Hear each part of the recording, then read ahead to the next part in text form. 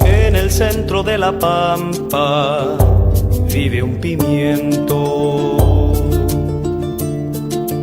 Sol y viento pa' su vida, sol y viento. Bonjour, je m'appelle Patrick Bernard. Bienvenue à la 42e édition du Piment. Ça sera en français et en anglais. C'est le 10 décembre 2011. Aujourd'hui, il y aura une manifestation au centre-ville pour montrer l'appui des Québécois au protocole de Kyoto. Comme tout le monde sait très très bien, le gouvernement conservateur de M. Harper n'aime pas le protocole de Kyoto. Mais les Québécois aiment beaucoup ce protocole-là. Hello, I'm Patrick Barnard. Welcome to the 42nd edition of the Pimento Report. We're going to a demonstration today right in the heart of Montreal. A demonstration to show the support of the people of Quebec for the Kyoto Protocol. Et vous savez que le gouvernement du Canada, depuis l'élection de M. Harper, a tout fait pour faire dérailler l'accord de Kyoto. Il le fait pour les compagnies pétrolières et avec les compagnies pétrolières. Par contre, la population du Canada, qu'elle soit du Québec, de l'Ontario ou même de l'Alberta, tous les Canadiens et les Canadiennes demandent au gouvernement Harper, au gouvernement canadien, d'agir de façon responsable. Pourquoi est-ce que vous êtes ici? Ben, parce que le gouvernement Harper a décidé de débarquer du Kyoto. Puis il faut passer le message au gouvernement que les Canadiens, les Canadiennes, ils veulent qu'ils restent, puis ils veulent qu'ils prennent le changement climatique sérieux.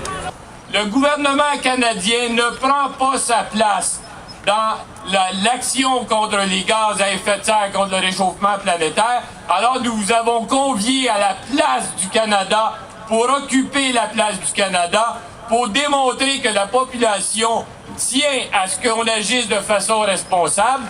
My name is Patrick Ash, and I'm the director of Héritage Laurentien, and I'm here because I feel that the issues of working towards reducing the impacts of climate change due to pollution are important. They're essential in making sure that our planet does not suffer of excessive impacts, including increased water levels due to the ice melting along the polar ice caps, including extremes in climates that might occur because of the climate changing.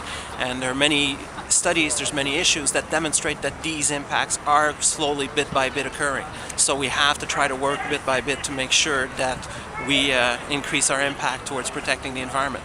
My name is Gareth Richardson. I'm Vice President of the Green Coalition, and I'm here to express my support for a greater movement by the Canadian government on climate change in general and the Durban conference in particular. What is the importance of Kyoto and after Kyoto, Gareth? The importance is tackling one of the number one problems the world faces at the moment, which is climate change. It's not just a theoretical possibility, it's actually here, it's actually affecting things, it's actually killing people. Nous, les Canadiens, les Québécois, sont devant un problème intéressant. Nous avons un écosystème donné à nous par l'histoire, un écosystème extraordinaire. En même temps, on fait beaucoup d'argent avec pétrole sale. Est-ce qu'on peut résoudre cette contradiction-là? C'est très difficile, c'est quasiment impossible, mais même les gens d'Alberta appuient Kyoto. Donc ça veut dire que si on continue à vendre le pétrole qui vient des sables, ben, il faut trouver d'autres moyens. On prend trop de voitures pour aller au bureau, on chauffe trop, puis on est un des pays les pires sur la planète. I asked Don Hobus a question, so I'll ask it to you in English. Canadians are in an interesting contradiction because on the one hand, we have one of the most beautiful ecosystems in the world, but we make money from dirty oil. How do we resolve this contradiction? I think the only way we have to forego burning that dirty oil. We have to leave it in the ground. The world cannot stand burning that much oil, which is equivalent to pretty much the same as Saudi Arabia. L'important, c'est que vous soyez là. According to James Hansen of NASA, one of the foremost climate scientists, if we burn that oil, there is no hope for the world. Est un peu excité.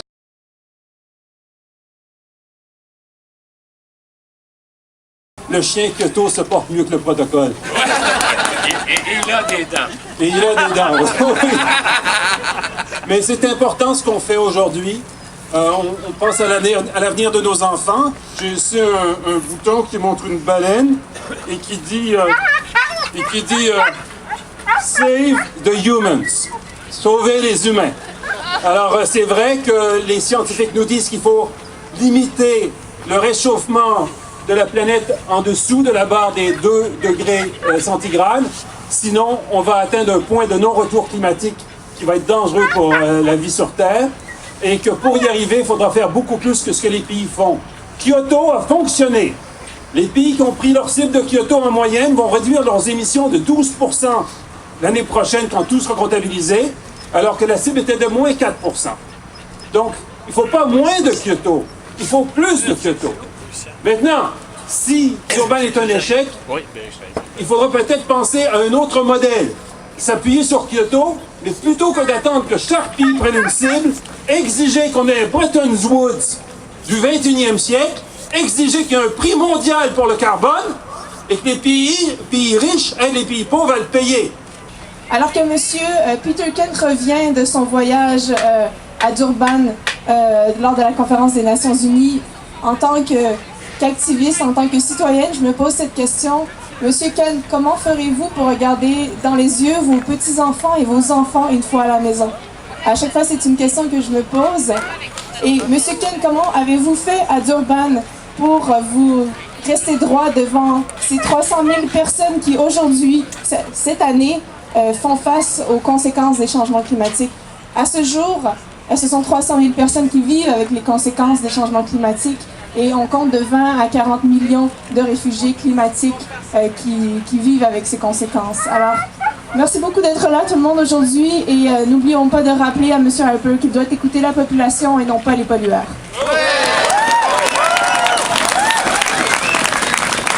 Jeune, comme monsieur l'a dit. Moi je trouve ça vraiment plate que là, nous, on a la chance d'être dans un pays industrialisé. Puis on a la chance d'avoir le pouvoir de pouvoir changer le monde. Puis on s'en sert même pas. On reste là puis on fait rien. Fait que moi j'aimerais ça qu'on puisse profiter de notre pouvoir pour améliorer les conditions climatiques. Une économie qui est responsable ne va pas à l'encontre de la protection de l'environnement.